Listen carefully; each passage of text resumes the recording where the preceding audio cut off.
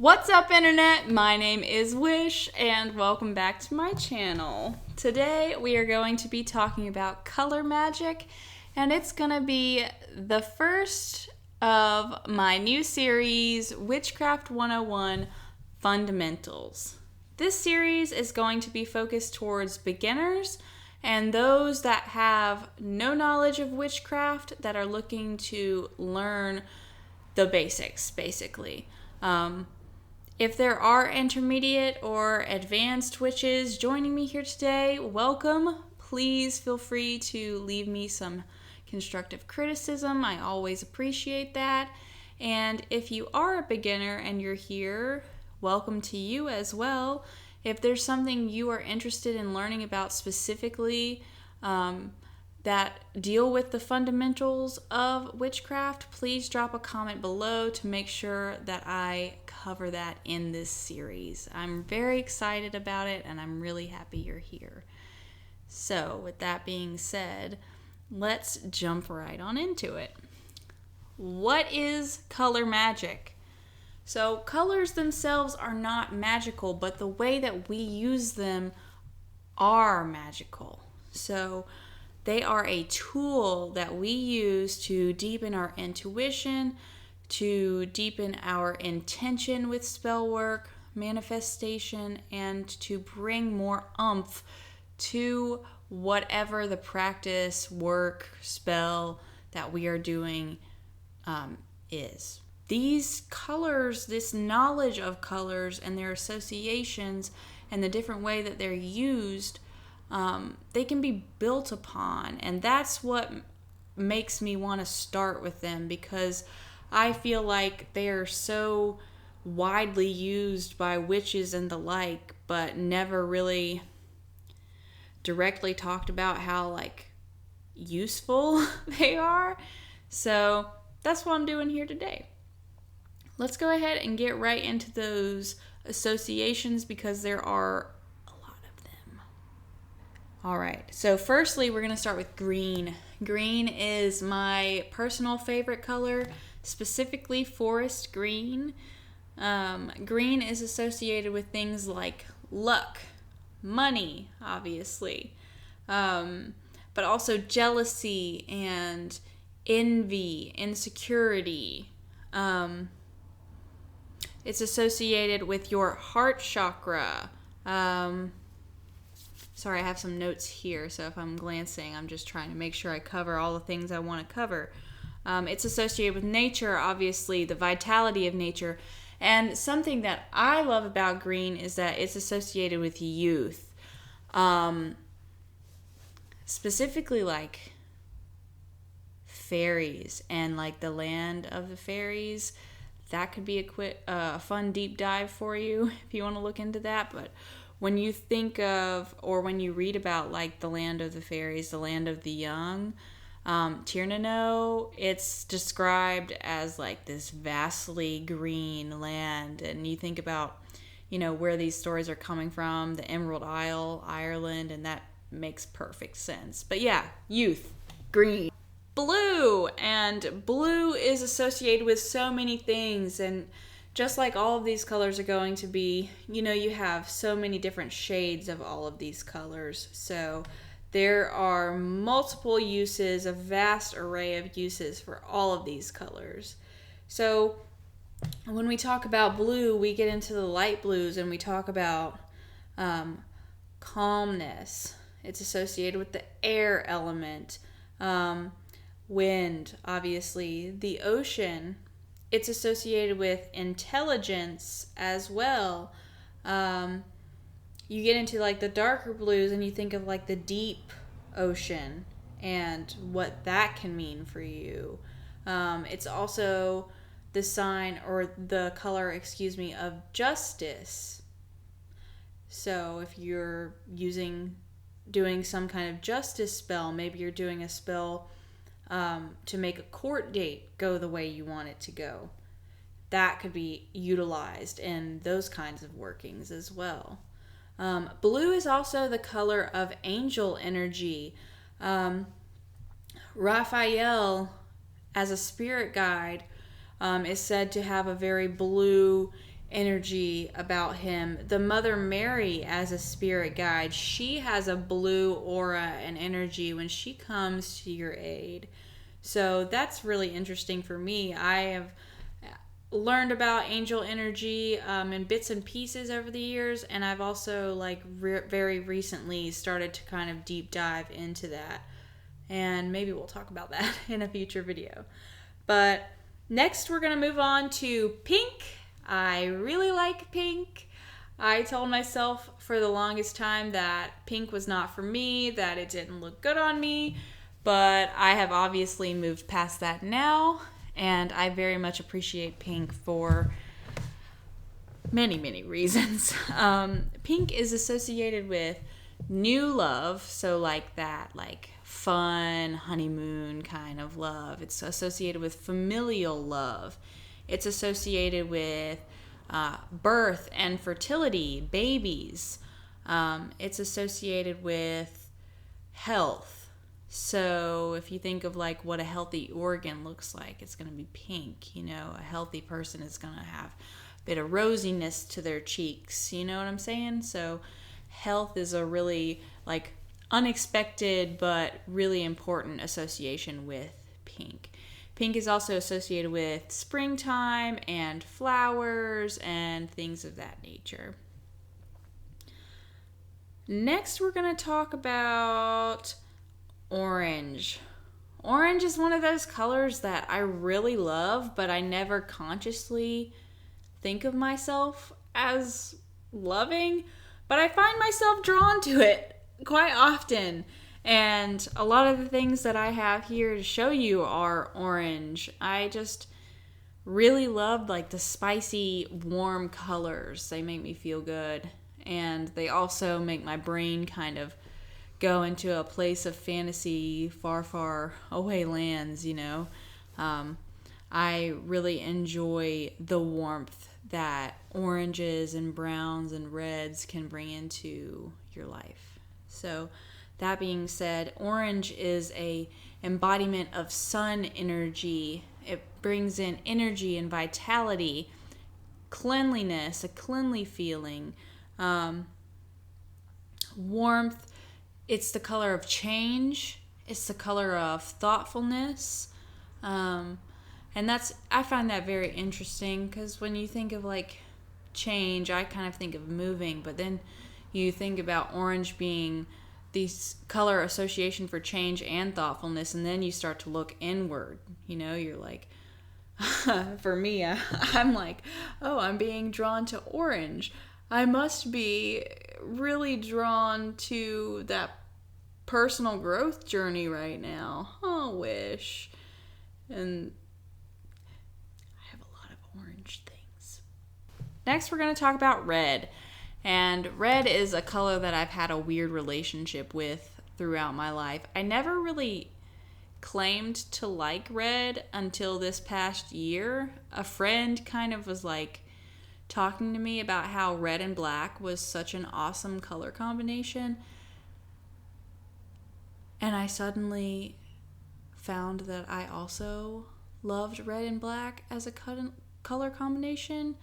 I have a lot of red and black festival clothing gear, and that just completely happened by accident. All of my festival clothing is either green, so I have green outfits, or I have red and black outfits, and that just kind of happened. I love red and black stripes. I feel very mischievous and wild when I wear red and black. So, but red is associated with passion. It's associated with fertility, the divine feminine. Why? Because women have our menstrual cycles once a month, and that is a very red being, or state of being rather. It's a very beautiful thing. So in that aspect, I like to connect with that part of red, that divine feminine, that sacred femininity within myself when I connect to those deep versions of red. It's also obviously associated with blood. Hopefully down the line I will be making a video on blood magic. my intention with that video is going to be to empower women to use this really strong time of the month that we all have to create very powerful workings within ourselves and the world around us. So hopefully you stick around for that, because that's going to be fun. With this whole series, after I finish the fundamental series, I do plan on moving to more intermediate and then advanced subject matters. Like I mentioned before, blood magic, and then things that are more advanced like summoning, more intermediate stuff like herbology, divination. I have a humongous list. I've been planning this for a long time, so stick with me and hopefully you will learn some things. Maybe I can learn some things from you, and we're going to have an all-around good time. Moving on, let's talk about violet. Violet is, or purple. Purple's not really a color I ever really connected with. I don't know why. It's just not ever been my thing. I appreciate it, and I think it's beautiful, but it's never really truly been a thing that I have utilized in my magical practice or just in my everyday life. Maybe I'll challenge myself to bring some purple into my practice. If you like purple, let me know what you use it for below. Do you love lavender? Do you have a purple bedroom? What does purple make you feel? Purple is typically associated with magic. It's like the color that people associate with magic. It's been associated with intuition and kind of like more esoteric things for quite some time now. I definitely associate it with magic as well. Psychic abilities are associated with purple. Abundance is associated with purple. Royalty is associated with purple. So if you wanted to enhance a magic or a money spell, you could throw some purple in there. Purple and green are a power couple of color combination, in my opinion. Purple and green have a personal significance to me. I don't necessarily use them in my day-to-day life, but I have this weird thing that, like, every once in a while, if I'm starting to feel like I'm kind of on a weird path and I'm wondering if I'm doing the right thing or not, I'll see purple and green, and then all of a sudden it'll be like abundance, abundance, abundance, abundance. Like I will make a conscious note like, oh, that's purple and green. I bet something is about to happen, and then it does. So don't know what that says about me. Don't know what that says about purple and green, but that's something that I really enjoy about purple and green, and how you can combine these things and use these tools to build upon each other to kind of deepen your spiritual practice. So yeah, psychic ability, intuition, magic, purple. Then we have brown. Oh man, I love a good brown. I really, really do. Brown is associated with warmth. It's associated with the home, the hearth, stability. If you're doing a spell where you are trying to, maybe you're trying to find a house, you could use brown candle to incorporate. You want to find a house to build a home in, right? Or maybe you're building a house. Another good one. Foundation is associated with brown. Spiciness or spices. The forest, green and brown, right?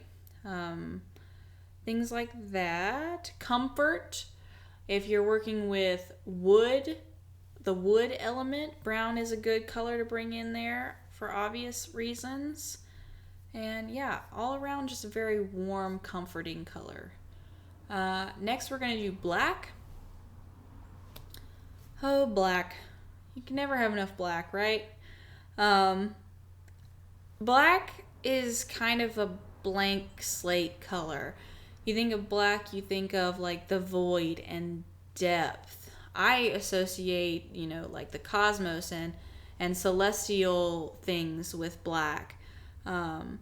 It's a very neutral color. Neutrality is associated with black. If you want to do reversal magic, if you're working with curses or hexes, black could be a good color to bring into that practice. If you're trying to de-curse something or someone, if you're trying to empower a talisman or a charm or something, perhaps putting it on a black stone or a black mirror or something black, a cloth maybe, and then you just allow that black to kind of absorb and bring in more of that energy to just like more empower the charging of that object. That's a way that you could use black. Banishment is also associated with black. So black has a lot of uses. Honestly, black is just one of those colors that is good for pretty much whatever you want. Next, we're going to talk about gray and silver. I associate gray with the in-between spaces. And what I mean by that is like astral realms, shadow realms, spirit realms, like the other side, ghosts, divination. It's also a very neutral color, just like black. It can be made to be used in whatever way you'd like. I also associate gray with focus. I associate silver and gray with the moon. I associate silver with money. I associate silver with winter time, with calmness and peace, because I think about, snow and hibernation, what happens during the winter time, ice, cold, things like that. Next we have yellow. Yellow is one of my favorite colors in existence. Specifically like turmeric yellow or sunflower yellow. If I could choose one color, if I just had to like buy or use one color for the rest of forever, it would be yellow, because I freaking love yellow. Yellow is the color of happiness, joy, vitality, friendship, coven mates, magical workings, springtime, sunshine, growth. I love yellow. Yellow, yellow, yellow, yellow, yellow. Yellow. It's also associated with action, which is like really important for me. Whenever I want to do something like special, or I like know that I'm gonna need a boost for that day, I will wear yellow, or I will incorporate yellow into my makeup, or I will drink out of a yellow teacup or something. Like, so I do incorporate yellow into my life a lot. So next kind of segueing in is, and like on the same kind of level, we have gold. Gold is associated with the sun. It's associated with abundance, money, royalty again, enlightenment. Gold is associated with the ascended masters. If you don't know anything about ascended masters are spiritually enlightened individuals that have kind of transcended and that people still experience as spirit guides here in this reality now. That is a wonderful, wonderful deep dive Google topic. And if you do decide to deep dive Google Ascended Masters, please leave like how you feel about that in the comments below, because man, you are in for a ride. Gold also is associated with favor. So if you like think about like being the golden boy or the golden girl or the golden person, if you are like going to a party and you need some confidence and you are like, I want attention at this party, like I want people to turn heads, maybe you wear gold. Maybe you adorn yourself in gold. Maybe you light a golden candle before you go to the party and you whisper some good things about yourself to that candle that you want other people to think when you walk in the door. Gold. Gold is a really good one. I really love gold. I use a lot of gold. I don't necessarily wear a lot of gold, but I have a lot of gold things. But I feel like gold, yellow, and orange are all kind of like subsets of each other. You know what I'm saying? And lastly, let's talk about white. White is one of those neutral colors. It's just like black or gray in that way. It can be used for whatever you want. If you are trying to do a spell that requires a certain color something, and for candle, for instance, and you don't have that color candle and you don't want to go to the store, can't be bothered, but you got a white one, white can take the place of that color. You can put whatever you want into white. So completely neutral, very useful magical tool to have white placeholders of things, mostly usually candles. I mean, you can never have enough white candles as a witch, honestly. So white is associated with purity, innocence, heavenly love, joy, elation, protection. So you think about like white light protection. White is the color of light, right? So you think of brightness, bright white light, and that can be used so many ways. So white is a very, very, very useful tool to most witches. So keep that in mind. Next, I want to move on to talking about chakras. Chakras are energy points that all humans have that control certain aspects of our mental and physical selves. That could be a whole video on itself, but chakras have color associations, so I did just want to briefly mention them. The crown chakra, which is right here on the top of your head, is going to be purple. The third eye right here is going to be indigo. Your throat is going to be blue. Heart chakra is going to be green.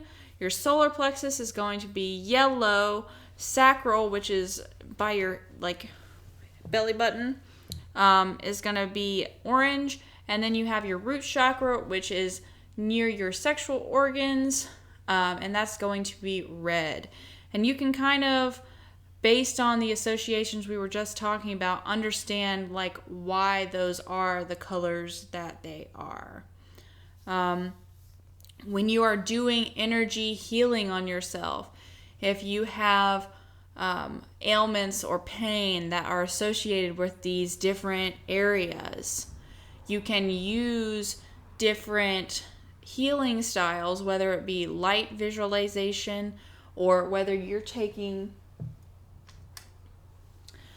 a stone or crystal that associates with, that part of your body that's the color associates with. So say I'm trying to heal some stomach pain that I've got going on right now. I'm going to take this orange citrine and I'm going to envelop myself with orange light coming from that orange citrine, and I'm going to send it to that pain. You see what I'm saying? These are very useful tools to know the different associations with the different colors and incorporate that into your everyday life. It's part of making small changes towards a more magical mindset. And see, I just went for the orange. Unconsciously, I just went for the orange. I'm going to turn into an orange. I'm going to turn orange. All right, so let's also briefly touch on seasons and seasonal associations with colors. This is stuff you probably already know, but just to get it rolling in your brain, in a more thinking about it in a magical way, let's talk about it real quick. Spring is going to be associated with pastels, greens, yellows, pinks, blues, all those light baby colors. Summer is going to be associated with those hot, spicy colors like we were talking about that I love. The oranges, yellows, bright sky blue, intense turquoise blue of the ocean, reds, sunset colors, cotton candy, blue and pink skies. Those are all associated with summer. So fall is going to be those warm colors, orange, reds, yellows, fall foliage colors. And then winter, you're going to have, like we kind of briefly touched on, gray, silver, gold, reds, evergreen, green colors, and then jewel tones as well. I am a big advocate for doing magic in the winter. It is an extremely powerful time of year. I can probably do a whole video on that. So, just keep that in mind. A lot of people kind of go into hibernation of their own in winter, and I find that I am almost more magically active in the wintertime than any other time of year. And I use a lot of jewel tones in the wintertime as well. These are all kind of good things to know, because as a beginner starting out, one of the first things you might want to do is set up your altar. And if you don't know about the pagan holidays, and you don't know about deity work yet, and you haven't gotten a bunch of tools that you like yet, you're not really sure where to start off with, but you know that it's March and St. Patrick's Day is coming up, and you want to set up an altar. So maybe you put a green cloth on that altar, and you go out and you pick some clover and you put that on your altar, and maybe you put some green beads on your altar. And you see what I'm saying? It's a very, very good thing to know for a beginner, because colors are everywhere and they're very easily accessible, and there's a lot that you can do with them very easily. So how do we apply this knowledge to our life practically as a beginner witch? Like I briefly mentioned, altars, your wardrobe. Say you have a interview in the morning and you just want to stand out, so you wear a shirt that has gold embellishments on it, and you kind of charge, like we talked about in my first video, you charge those gold embellishments with gold light and with the intention of, bam, hey, look at me. So things like that. Or maybe you are feeling kind of down and you want to kind of give yourself a boost of energy, so you wear bright